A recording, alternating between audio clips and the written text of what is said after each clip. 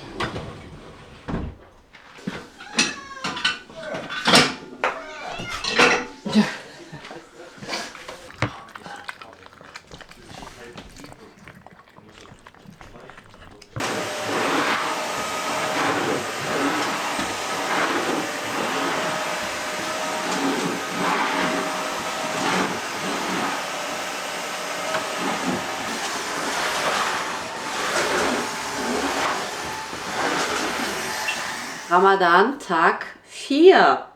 Ich habe gestern euch vergessen, die Dattelbar zu zeigen. Ich habe den Kühlschrank gepackt und die komplett vergessen.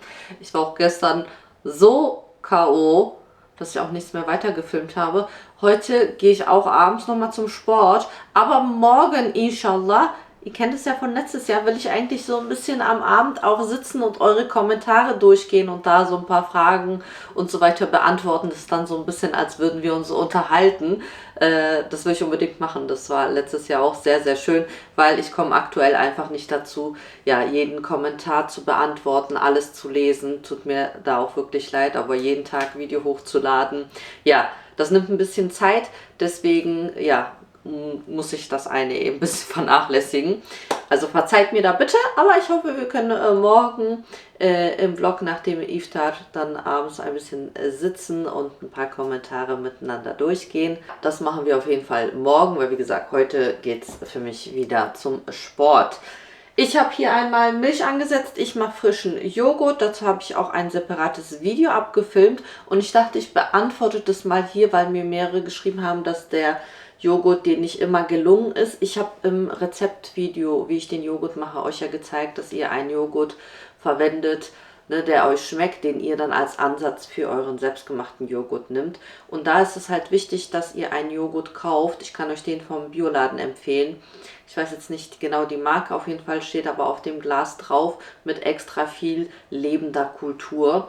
Mit dem gelingt es auf jeden Fall. Und wenn nicht, das habe ich nämlich auch gemacht und der schmeckt richtig, richtig lecker. Wo habe ich denn den? Ah ja, hier. Ja, nur habe ich die Packung nicht mehr. Ich habe nämlich auch meiner Mama davon gegeben. Sie hat auch davon Joghurt gemacht. Und zwar ist das ein Ferment. Das ist so als Pulver. Das ist bulgarischer Joghurt. Ich tue euch den Link nochmal unten rein. Da ist ja mein Amazon-Shop. Da ist alles Mögliche immer verlinkt. Und da ist das auch unter Lebensmitteln. Habe ich euch das auch verlinkt. Also damit gelingt es auf jeden Fall. Also das ist so ein Pulver. Wie gesagt, ist halt eine Joghurt-Ferment. Bulgarischer Joghurt. Damit klappt das auf jeden Fall. Schmeckt auch sehr, sehr gut. Und danach nehmt ihr halt einfach immer euren eigenen Joghurt für den nächsten. Das ist dann immer eure Kultur. Und ab dann wird der Joghurt ganz, ganz toll. Also da kühlt erstmal meine Milch ab auf um die 50 Grad. Und dann kann ich den anrühren. Und dann haben wir morgen wieder frischen Joghurt. Jetzt schneiden wir mal die Dattelbar. Aber den Taste-Test machen wir dann heute Abend.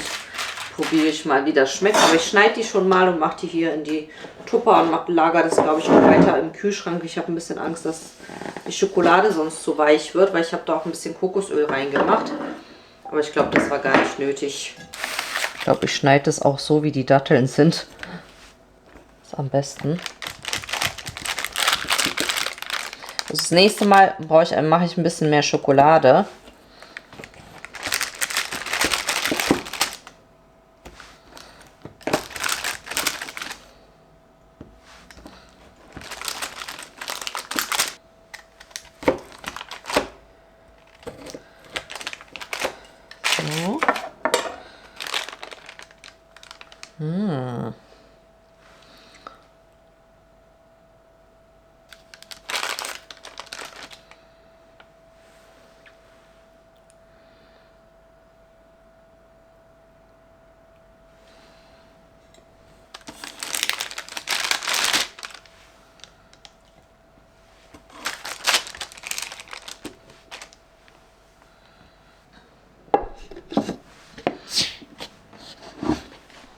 Heute gibt es als Vorspeise eine Champignon-Cremesuppe.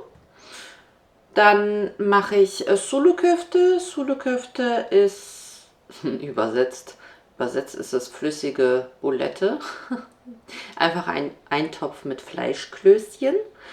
Traditionell, klassisch türkisch, wäre da einfach entweder nur wirklich die Fleischklößchen oder halt Fleischklößchen und Kartoffeln drin. Wer mich kennt, weiß, ich muss immer viel reinhauen. Ne? Ich muss mal alles, das mehr ist und strecken und so, haue ich immer mehr rein. Ich mache sehr gerne Kichererbsen, Kartoffeln und Karotten noch mit rein. So den Mix mag ich. Also ich mag es einfach, wenn da mehr drin ist. Das mache ich und dann ein Salat. Ich glaube, mache mal diesmal einen Salat mit rote Beete. Ich habe noch die eingelegte rote Beete von meiner Mama, die sie selber gemacht hat. Und ein bisschen Linsen, also so ein bisschen was anderes mit Rucola. Zeige ich euch, wie ich den mache. Ich mache so langsam. Es ist jetzt 14:30 Uhr, kein Stress, ganz in Ruhe. Die Kinder kommen auch bald nach Hause. Dann nehme ich mir ein paar helfende Händchen. Die können dann die Kügelchen formen, weil das ist das Einzige, was ein bisschen dauert. Aber dafür haben wir ja genug Hände zu Hause. Also, let's go. Meine Milch ist jetzt abgekühlt auf 50 Grad. Entweder guckt ihr mit dem Thermometer oder mit dem kleinen Finger, wenn ihr das so 5 Sekunden drin lassen könnt, ohne dass der verbrennt. Dann ist sie ready, aber ich mache das immer mit dem Thermometer. So, jetzt habe ich hier meinen Restjoghurt. Also ihr könnt immer sagen, so pro 1 Liter Milch ein Esslöffel Joghurt. Das muss man nicht so genau nehmen. Ich habe jetzt hier, wie gesagt, ein bisschen Rest übrig. Ich mache da schon mal ein bisschen Milch rein. Und dann rühre ich das um, damit da halt keine Klümpchen sind, sondern alles schön geschmeidig ist. Und dann landet das wieder in den Topf und das war's schon. Abfüllen in Gläser, in was ihr wollt. Und dann stelle ich das immer in meinem Backofen. Einfach, weil ich mache den kurz warm auf 100 Grad und stelle dann den warmen Joghurt, die warme Milch sozusagen rein und so hält es ein paar Stunden die Wärme. Also ihr könnt es auch einfach irgendwie zumachen und schön warm stellen an einen warmen Ort. Zum Beispiel meine Mutter stellt es auch dann in der Heizungnähe. Kann man auch machen, aber ich finde es immer ganz praktisch da, weil das halt offen steht und da halt kein Staub, nichts rankommt. Und der so einfach dann, ja, so 6 Stunden lasse ich das so immer ungefähr stehen, auch wenn es ein bisschen länger ist oder weniger, macht keinen Unterschied.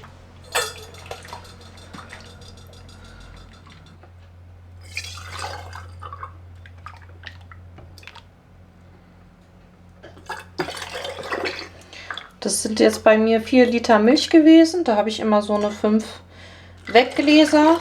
Das sind jetzt so, ich glaube, das sind immer so 850 Milliliter Gläser, glaube ich.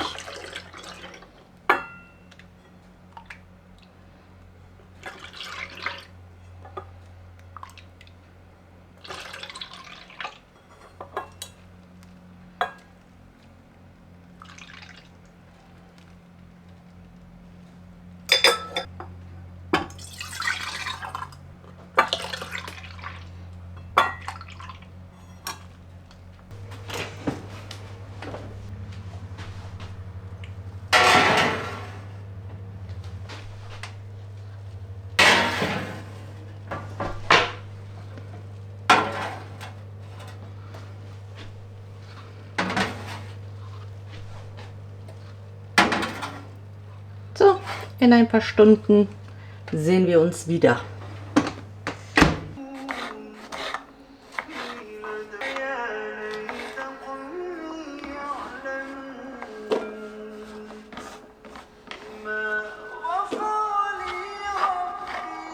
Für die Sulu-Köfte, also die kleinen Fleischklößchen, habe ich hier einmal Rinderhackfleisch. Dann kommt da ganz feiner Bulgur mit dazu. Schon mal mit rein. Dann Zwiebel und Petersilie. Das mache ich mir gleich im Mixer klein. Habe ich jetzt keine Lust, so fein zu schnippeln. Ein Ei haue ich rein. Bisschen Olivenöl.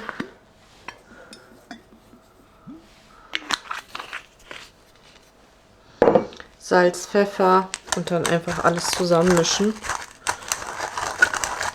mit den Händen und dann zu kleinen Kügelchen formen.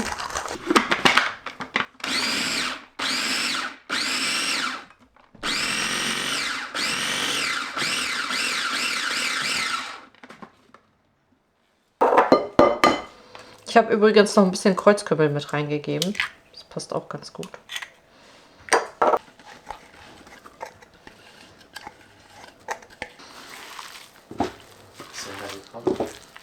Ich glaube, ja.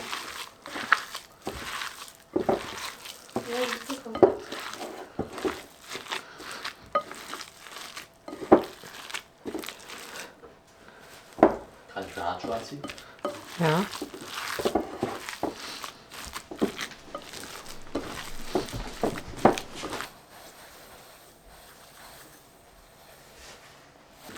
Und noch eins.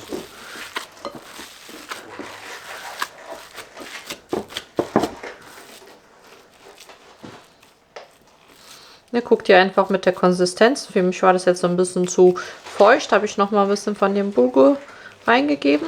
Und dann merkt ihr das. Jetzt ist die Konsistenz perfekt.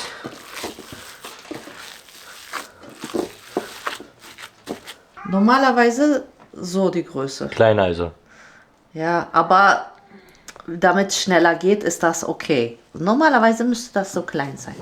Von wem? Aber jetzt müsst ihr aber alle gleich groß machen. Guck mal, Rana hat jetzt so klein gemacht. Rana. Sonst sind die alle durcheinander, bitte.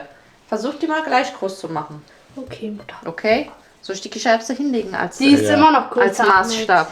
Also ein bisschen größer darf die sein. Oh, guck mal, das ist ein Herz. Oh. Oh, ein Kichererbsen. Aber so, Ein Kichererbsenherz. Ich habe da jetzt hier ein Blech mit etwas Mehl bestreut und hier kommen jetzt die kleinen Fleischklößchen rein und die werden dann später in dem Mehl gewälzt.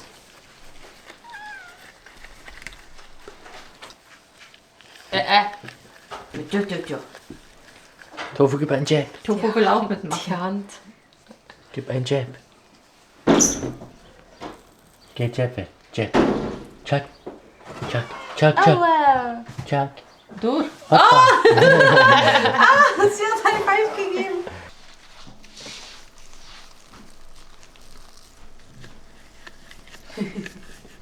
Nein. Tofu.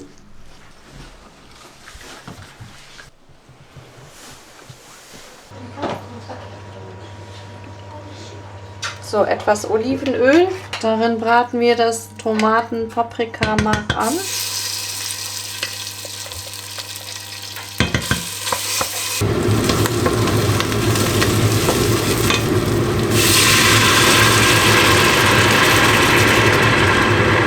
Gemüsepaste oder Gemüsebrühe.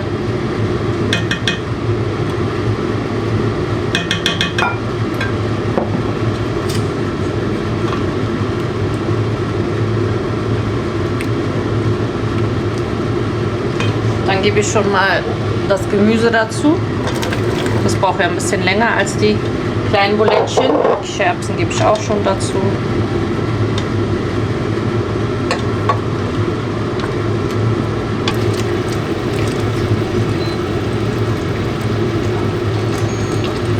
So, wir würzen das Ganze schon mal mit Salz. Ich finde, hier passt Minze ganz gut. Deswegen mache ich ein bisschen was rein. Und weil es lecker ist, nochmal Ras El Hanout, so eine Gewürzmischung. Pfeffer.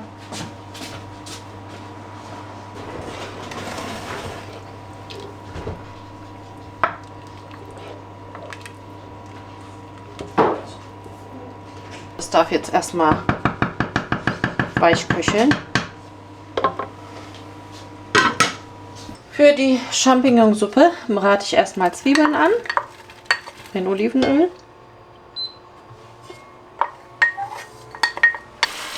Die Karotten mache ich auch schon mal dazu, die können auch mit anbraten.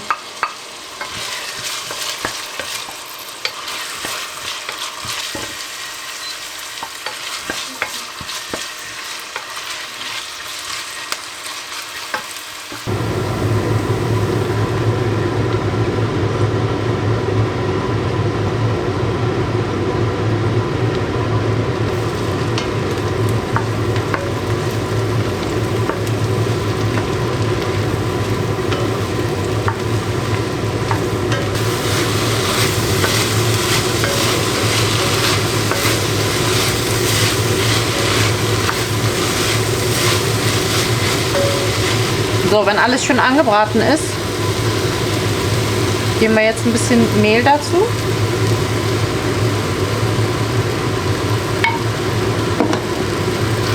Braten das auch noch mal ein bisschen mit an. Mit Wasser aufgießen.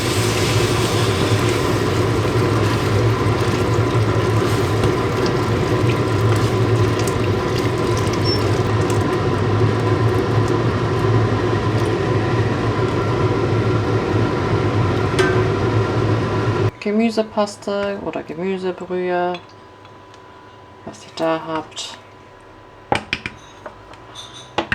Und auch das lassen wir jetzt erstmal köcheln.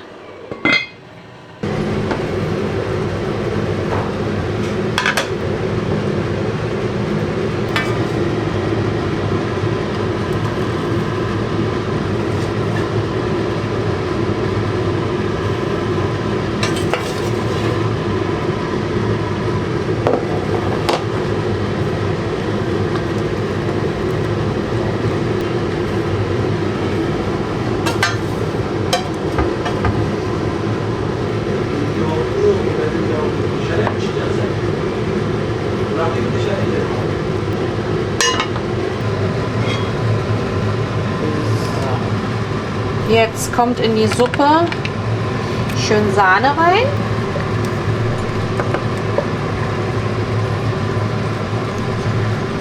Gemüsesuppe. Champignon. Oh, lecker. Salz hatte ich auch noch keins drin. Das kommt auch noch rein. Dann Pfeffer. So, Knoblauchkräuter. Ich glaube, das mache ich auch rein. Ja, Ich denke, das passt ganz gut. ich mach rein. So? Ja. So? Ja, ja. Nee, Hälfte. Was ist das? Übertreib nicht, nein. So, ich habe hier noch so eine. Oh, ja. Knoblauch mit Kräutermischung. Reicht, Medium.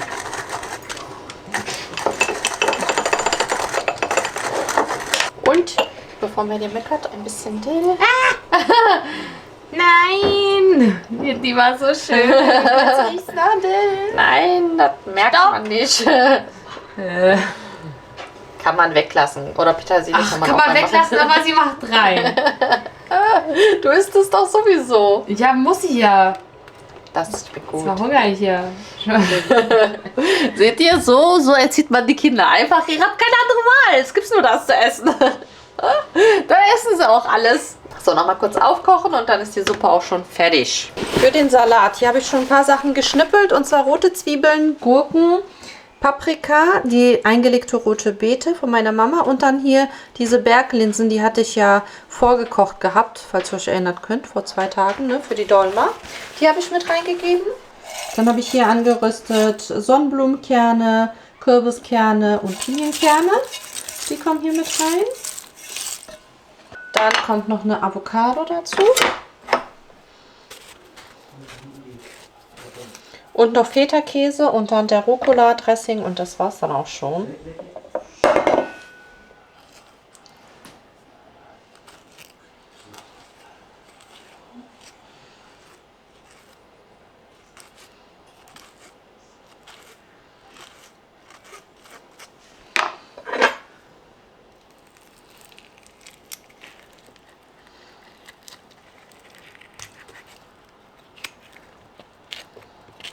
Mediums Lieblingskraut Dill. Ihr habt nichts mitbekommen. Da ist kein Dill drin. Petersilie. Nicht zu wenig. Feta-Käse passt auch richtig gut dazu.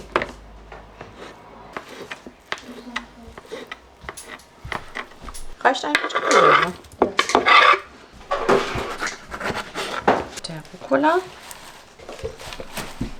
Für das Dressing. Zitronensaft, Salz, Olivenöl. Hikmet, das Olivenöl sieht aber so hell aus. Ja, so durchsichtig. Ja, Olivenöl ist doch immer so dunkel. Was ist das? Haben die hier Dings gemacht oder was? Scam die hier ohne Kante?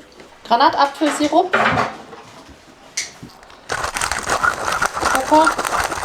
Ich rühre schon mal eine Runde um. Dann verteilt sich alles besser.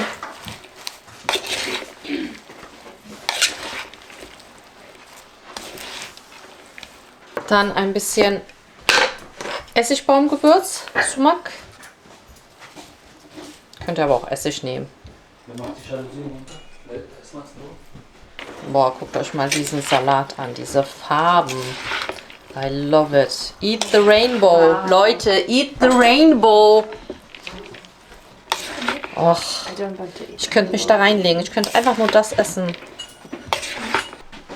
Mmh. Die riecht richtig lecker, die Suppe. Genau richtig. Was denn?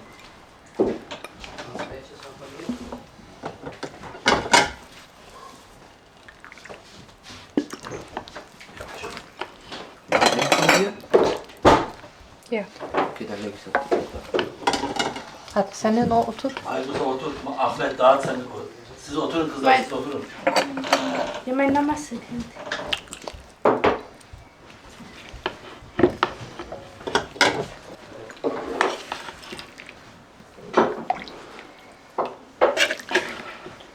Wer keine Stückchen mag, hätte auch die Suppe pürieren können. Das kann man auch machen. So am besten eine cremigere Suppe. Suppe. Deine Suppe. Deine.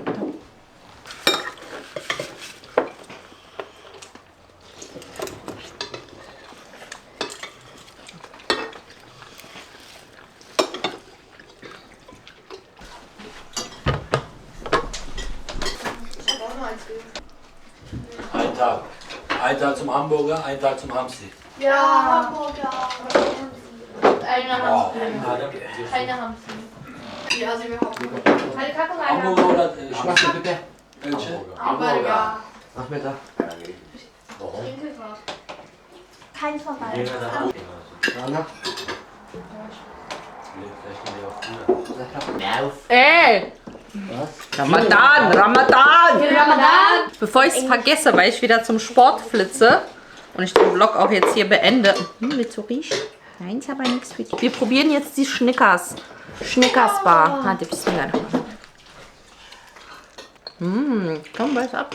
Komm, Bojacke. Wo ist die Dattel? Ich sehe die nicht. Buzdolabına koymak lazım. Saftig. Ja, ist ja im Kühlschrank. Ein bisschen Tofu und Fleisch machen. Ich finde, das hat richtig was von Snickers. Aber richtig. Ja? Man schmeckt irgendwie gar nicht die Dattel raus. Die gibt so die Süße, die Zartbitterschokolade. Wir hätten, glaube ich, noch mehr Erdnüsse drauf machen müssen oben, wa? Ja. Will jemand sagen? So eine? Schmeckt so Karamell so. Als wäre das so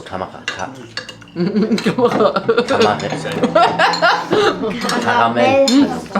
Da müsst ihr nachmachen. Im gestrigen Vlog sieht man das, wie ich das gemacht habe. Oh, aber das sieht richtig Zeynep'e versene. Ja.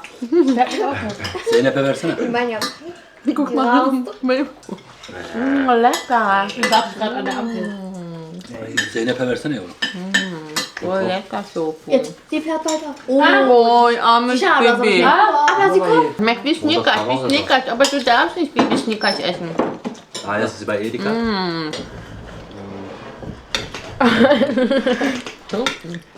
Ich habe ja vergessen, den Joghurt rauszuholen und euch zu zeigen. So, da müsst ihr jetzt ready sein. Der ist fest und darf jetzt in den Kühlschrank. Ich lasse den immer ohne Deckel nochmal in den Kühlschrank. Über Nacht, morgen früh kann der Deckel rauf und morgen Abend ist er eigentlich schon essbereit.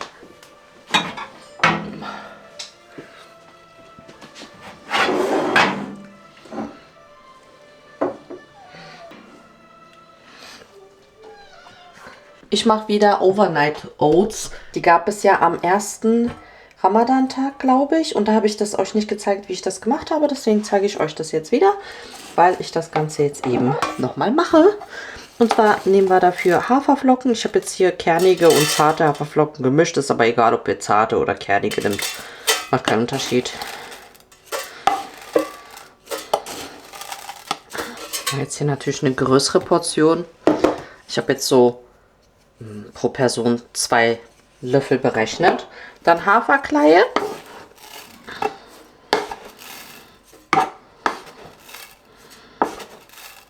Davon 1 Löffel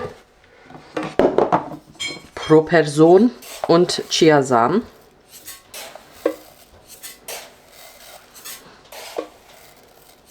sowie Zimt.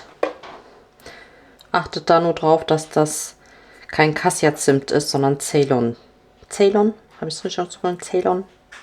Zimt, das ist wichtig. Davon haue ich auch gut was rein, weil es gibt auch nochmal so eine Süße und leckeren Geschmack. Dann gieße ich das Ganze mit Mandelmilch auf, aber ihr könnt da auch Hafermilch nehmen oder Wasser. Aber ich mag das ganz gerne mit Mandeldrink. Mandelmilch, Mandeldrink. Und dann schaue ich immer, dass da noch ein bisschen mehr Flüssigkeit rein kann.